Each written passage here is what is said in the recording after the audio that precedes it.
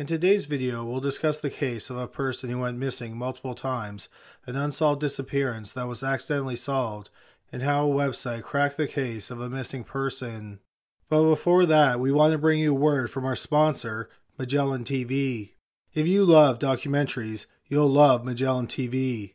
Magellan TV is a new streaming service that has thousands of documentaries that are ad-free, and many of them are available in 4K. Magellan TV was started by filmmakers, and their producers and curators have amassed a ton of fascinating documentaries in a bunch of different genres like science, history, and of course my favorite, crime and mystery. They have some amazing true crime documentaries, and I even have a couple you should check out. The first one is called Killer in the Family, and it looks at the phenomenon of family annihilators. Another doc you definitely should check out is Manson's Missing Victims, which is an investigation into other murders possibly committed by the Manson family. And these are just two fantastic documentaries I found. Every week new programs are added, so there's always something to watch. Magellan TV is incredibly accessible. It can be watched anywhere at any time on your TV, laptop, or mobile device. It works with Roku, Amazon TV, Apple TV, Google Play, and iOS, and you can even cast from your phone to your TV. Magellan TV has a special offer for criminally listed viewers. If you're one of the first people to go to magellantv.com/criminally-listed, you'll get a month for free. So please help support Criminally Listed and get access to thousands of great documentaries by checking out Magellan TV. Number 3. Petra Pazsitka. In July 1984, Petra Pazsitka was 24 years old, and she was living in Brunswick, Germany. She was living in a student hostel, and she was writing her master's thesis on computer language. On the morning of July 26, 1984, Pazsitka told her friend that she was going to the dentist, and then she was going to take the bus to her parents' home, which was in Wolfsburg, which is about 20 miles away from Brunswick. Her parents had left on vacation, and she was going to do some work on her thesis at their home. She was also supposed to watch after her younger brother while her parents were away. But after Pazsitka left the dentist office, she seemingly vanished into thin air. Her brother reported her missing 2 days later. The police launched an investigation into her disappearance. They began to suspect that she met with foul play. Pazsitka had left some money in her room in the hostel and in her bank account. Also, nearly all her possessions were found in her room and at her parents' home. The only things missing were the clothes that she was wearing when she disappeared, her purse, and the contents of her purse. The year after Pazsitka disappeared, a popular crime show in Germany covered her story. The segment featured a reenactment of Pazsitka's last known movements, but the segment failed to drum up any new leads. Then in 1985, a year after Pazsitka went missing, a 14-year-old girl who wasn't identified because of German privacy laws, who lived in Brunswick, was sexually assaulted and murdered. She was lured away from the same bus stop which Pazsitka would have used to go to her parents' home. The girl's body was found in a forested area near the bus stop. A 19-year-old carpenter's assistant, who was only identified as Gunter K., was arrested and charged with the murder not long after the body was discovered. The murder of the girl led the police to think that Pazsitka had also been murdered by Gunter. The police questioned Gunter repeatedly about Pazsitka's disappearance. In 1987, about 2 years after Gunter was arrested, he confessed to killing Pazsitka. However, since there was no physical evidence to back up his confession, and since Pazsitka's body had never been found, he was not charged with her murder. Instead, he was convicted and sentenced to jail for the murder of the 14-year-old girl. In 1989, 2 years after the confession, and 5 years after she went missing, Petra Pazsitka was legally declared dead. Her family tried their best to deal with their loss. In the ensuing years, Pazsitka's father passed away. In September 2015, 16 years after Petra Pazsitka was pronounced dead, the police in Dusseldorf, Germany, were called to an apartment building. Dusseldorf is just over 200 miles from Brunswick, where Pazsitka was last seen. The neighbors of a woman who lived in the building noticed that there were pry marks on the doorframe of her flat. It appeared that the pry marks had been made with a crowbar. So the neighbors called the police to report the break-in. When the police arrived, they found out that woman who called herself Petra Schneider was living in the flat.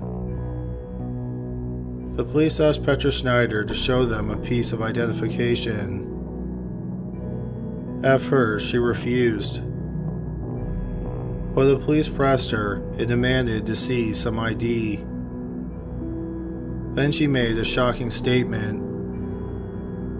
She said that she was really Petra Pazsitka.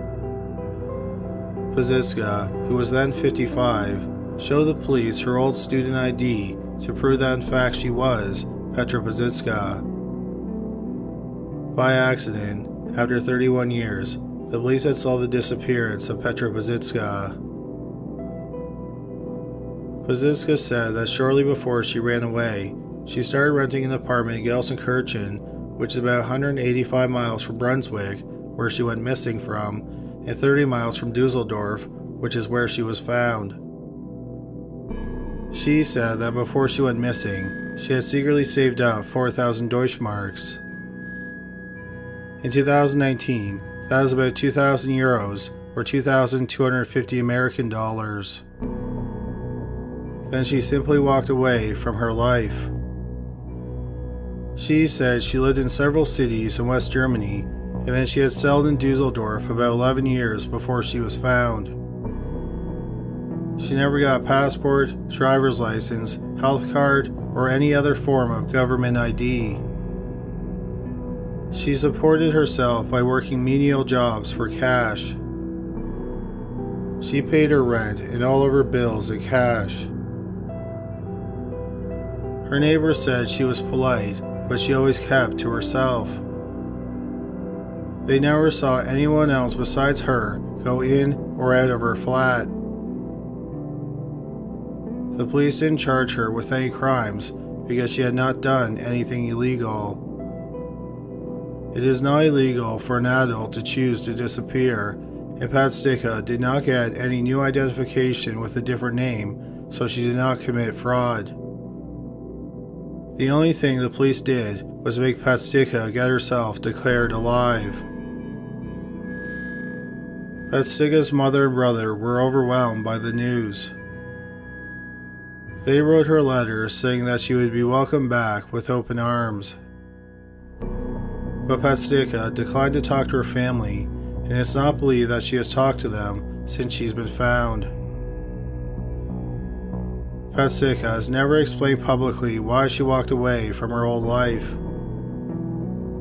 She said she did not run away from some type of abuse or any other type of problem at home. She said she just wants to be left alone. Number 2. Richard Hoagland. In early 1993, Richard Hoagland was married to his second wife, Linda, and they had 2 sons together, Douglas, who was 6, and Matthew, who was 9. He also had 2 other children from a previous marriage.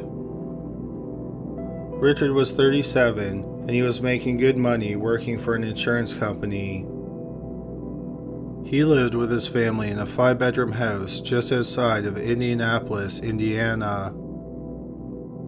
He had a closet full of designer suits, and he owned a speedboat, which he kept docked in a nearby lake. February 10th, 1993 started off as a typical day for the Hoagland family. But then, at the end of the workday, Linda received a call at work from Richard. He told her that he had to leave. Richard claimed that he had stolen millions of dollars and he was wanted by the FBI, so he was fleeing. Linda left work immediately after she hung up the phone. She picked up her son Douglas at daycare and then raced home. When she got there, her other son Matthew was the only one home. Her husband Richard was gone. Linda thought that the whole ordeal was strange. Notably, Richard did not take any of his clothes with him. Also, it was a cold night, but Richard did not even take his coat with him. Richard's van was found at the Indianapolis International Airport several days later. The police looked at the flight records, and there was no record of Richard taking a flight. Over the next month, Richard phoned Linda several times. Each time he called collect. The calls were made from Aruba and Venezuela. Then after that, he suddenly stopped calling. The summer after he disappeared, he sent his son's birthday cards. The birthday cards were the last contact that his family had with him. Linda, Matthew, and Douglas found a financial ruin after Richard ran out on them. The bank foreclosed on their house, and their van and boat were repossessed. Linda had to sell all the family's valuables, including Richard's suits. But no matter what she did, they still struggled financially. Matthew and Douglas had to wear hand-me-down clothes. They would only get new winter coats through giveaways for needy children. When Douglas was in high school, he broke his hand. He was prescribed painkillers, and eventually he got addicted to them. When Douglas was in his 20s, he was sentenced to 8 years in prison for being a habitual drug offender. Douglas never blamed his father for his drug problems. His mother and his brother weren't so sure that Richard was guilt-free in the matter. They think that Douglas was deeply scarred by his father abandoning them. Linda, Matthew, and Douglas were sure that they were never going to see Richard again. In fact, they thought he was dead. So in 2003, 10 years after Richard went missing, they had him declared dead. About 10 years later, in 2013, a man was working on a genealogy project and he was using Ancestry.com. He found his uncle, Terry Szymanski, on the website.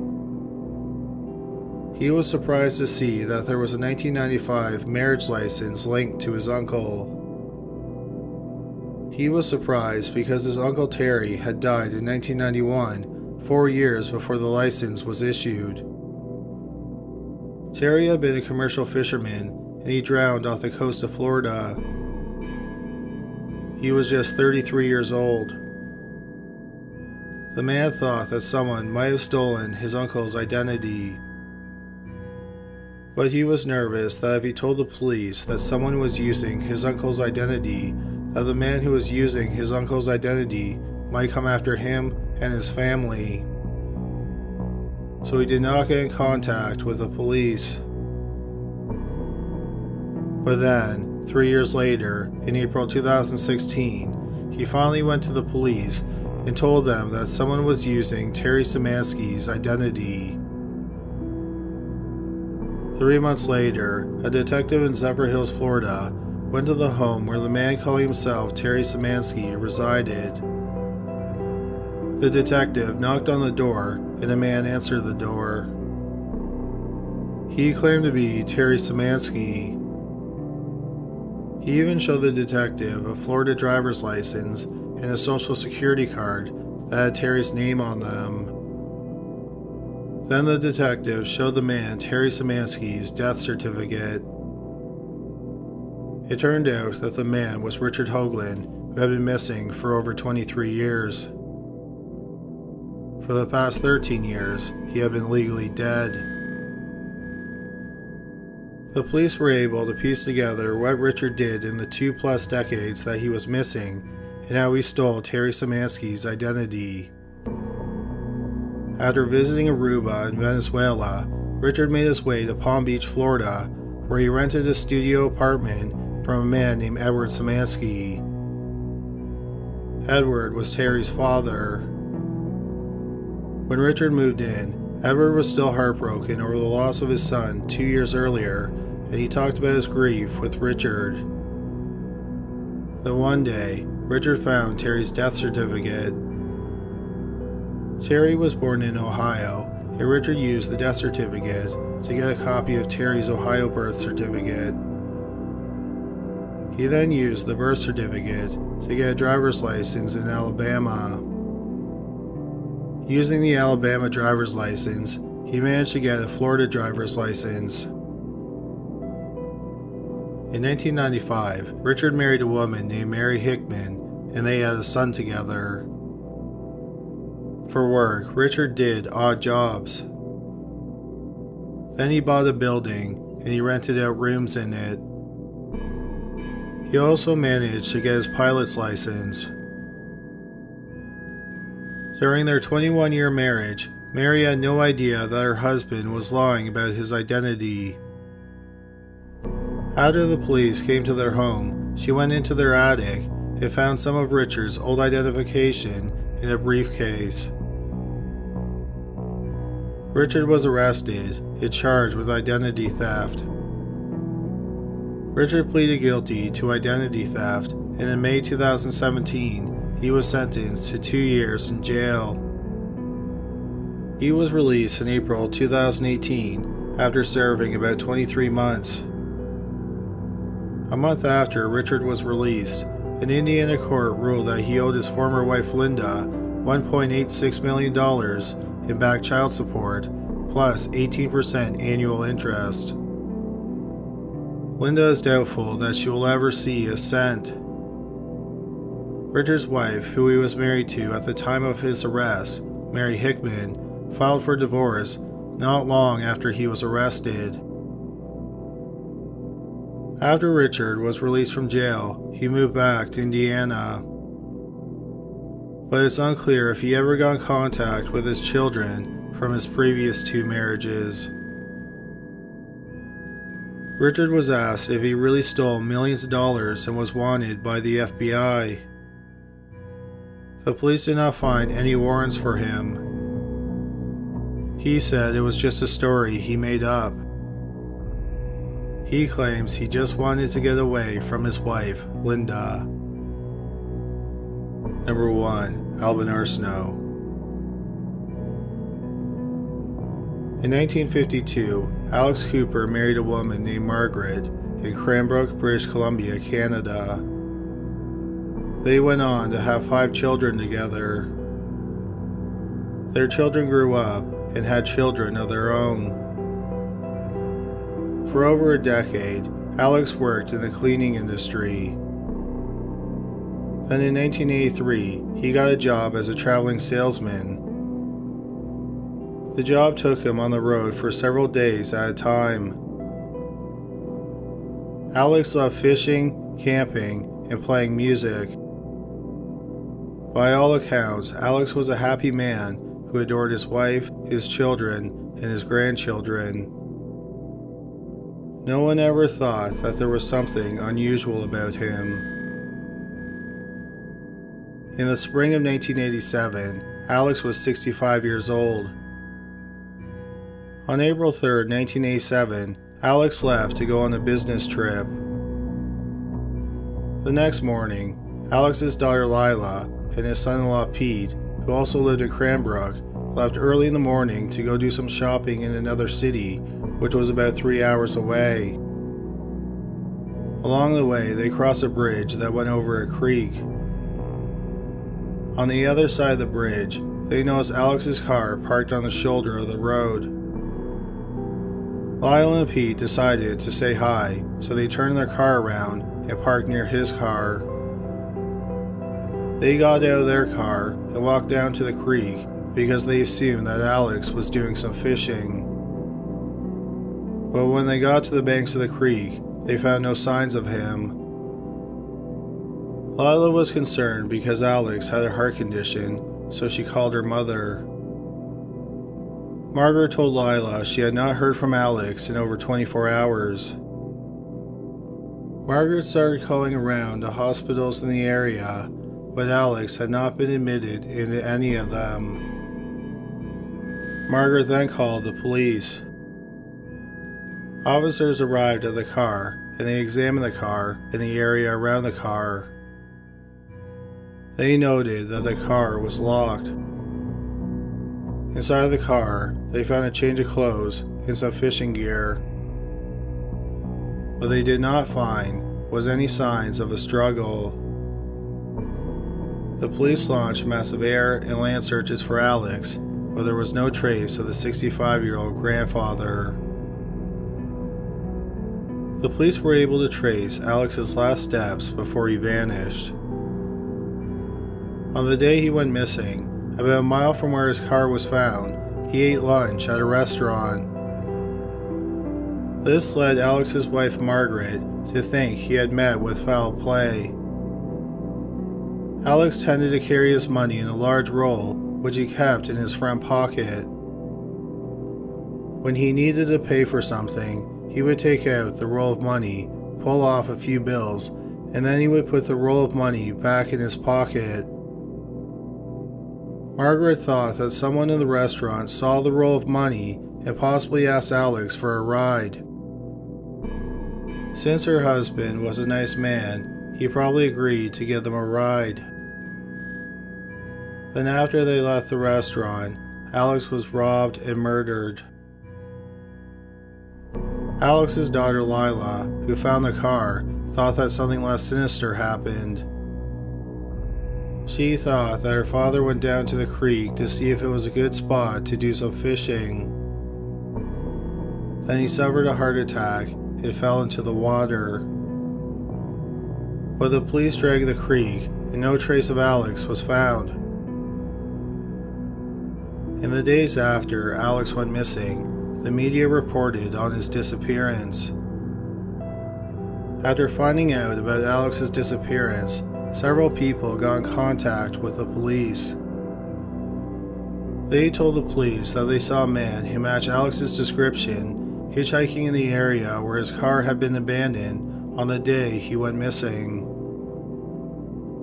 After hearing the witnesses' accounts, the police began to suspect that Alex wanted to disappear. This theory lined up with the fact that there were no signs of a struggle inside the car or around the car. But Alex's family did not think that theory was likely. They said that Alex was a happy and dedicated family man. He also left his credit cards and heart medication at home. If he ran away, why did he just leave with the clothes on his back? Over the next year, no trace of Alex was found, and his family accepted that he was most likely dead.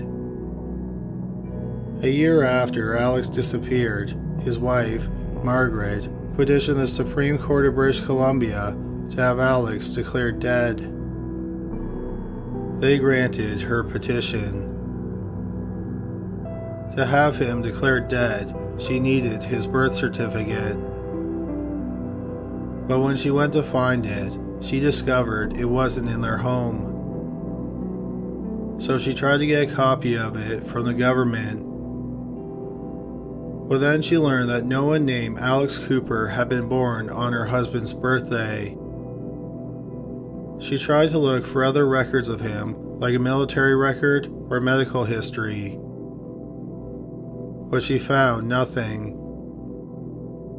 Before their wedding in 1952, there was no record of Alex Cooper. Margaret began to wonder Who exactly was the man she had been married to for 35 years? And why had he lied about his identity? On May 27, 1991, over 4 years after Alex Cooper went missing, there was an odd twist in the case. A man in Toronto, Ontario filed a missing persons report on his friend, David Cooper. David Cooper lived in a boarding house in Toronto, which is more than halfway across the country from Cranbrook. David Cooper worked as a salesman. He sold meat over the phone. Part of his job also had him traveling for days at a time. The Toronto police looked through missing persons reports, and they noted that David Cooper bore a striking resemblance to another missing man, Alex Cooper. The police searched David Cooper's room, and they found a photograph of him holding a baby. The police showed the photograph to Alex's family, and they confirmed that it was Alex. The police now knew that Alex Cooper and David Cooper were the same person, but they did not know where he was. When David Cooper was reported missing, he was actually on a business trip. 2 days after he was reported missing, he returned to his room and discovered fingerprint dust and other evidence that the police had been in his room. He talked to his landlady, and she told him that he had been reported missing. The police returned a few days later to question Alex, but he was gone. The police had no idea where he went. They also had no idea why he was running. Alex's story caught the attention of the producers of the television program Unsolved Mysteries. They featured a segment about Alex in an episode that aired in September 1991. Shortly after the show's broadcast, a man called the show's hotline. He said he recognized Alex and said he was living in Hamilton, Ontario, which is about 40 miles from Toronto. On January 10, 1992, the Hamilton police finally tracked down Alex Cooper and they questioned him. He admitted that his name was not really Alex Cooper. He said his real name was Albin Arsenault. He explained that in 1948, he was 26 years old and he was working for the Canadian Union Pacific Railroad. He was accused of robbing one of their offices, and he claimed he didn't do it. He did not want to face charges for something he didn't do, so he chose to vanish. 4 years later, he married Margaret, and he kept his past a secret during their 35-year marriage. He said his past finally caught up to him when he turned 65. He was supposed to apply for his pension, but since he didn't have a birth certificate, he would not be able to get his pension. He said he could not bring himself to tell his family the truth, so he decided to run away. 2 days after the Hamilton police questioned him, Alex returned to Cranbrook, and he was reunited with his family 4 years and 9 months after he ran away. His family had problems accepting what he did, but they were happy to have him back, so they eventually forgave him, and they all moved on with their lives. Margaret Cooper passed away in 1996, and Albin Arsenault, also known as Alex Cooper, died 11 years later in 2007. Thank you so much for watching today's video. Hopefully you found it interesting. If you did, please give us a thumbs up and subscribe for more videos just like it. Also, please go to criminallist.com where you can suggest cases, buy merch, and find out about an exclusive podcast. But that is all for today. Thank you again for watching.